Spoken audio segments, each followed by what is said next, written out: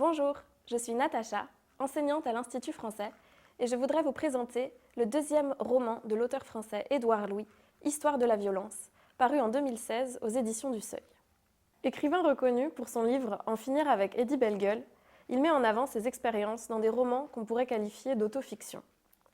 Il centre son œuvre autour des thèmes de genre, de classe sociale, d'homosexualité et de violences systémiques dans la société française.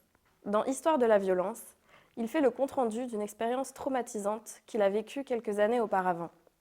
Une rencontre d'abord excitante, puis un viol, une tentative de meurtre. L'avant, le pendant et surtout l'après. Des temporalités ainsi que des points de vue qui se mélangent dans ce récit raconté par Édouard Louis, mais aussi par sa sœur, avec ses propres mots et sa propre interprétation des faits. C'est en me baladant dans les rayons de la médiathèque que j'ai trouvé ce livre par hasard. Intéressée par cet auteur et par les sujets qu'il traite après avoir lu son premier succès, j'en ai lu le résumé qui m'a tout de suite frappée. J'ai rencontré Reda un soir de Noël. Je rentrais chez moi après un repas avec des amis, vers 4 heures du matin. Il m'a abordée dans la rue et j'ai fini par lui proposer de monter dans mon studio. Ensuite, il m'a raconté l'histoire de son enfance et celle de l'arrivée en France de son père qui avait fui l'Algérie. Nous avons passé le reste de la nuit ensemble, on discutait, on riait. Vers 6 heures du matin, il a sorti un revolver et il a dit qu'il allait me tuer. Il m'a insulté, étranglé, violé.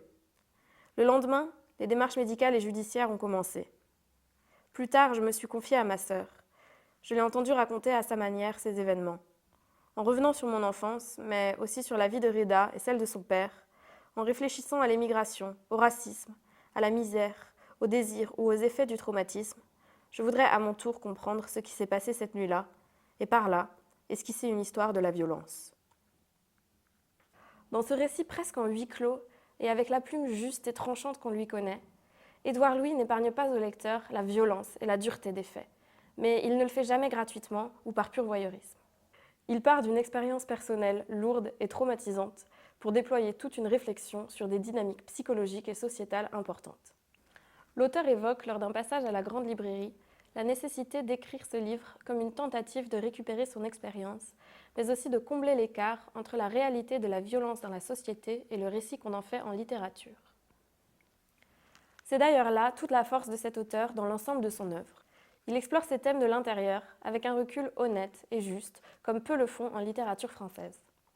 Par ses descriptions, mais aussi par la langue, il donne vie à des personnages trop souvent effacés ou instrumentalisés, ce qui fait de lui un auteur engagé et une voix unique et puissante du paysage littéraire francophone.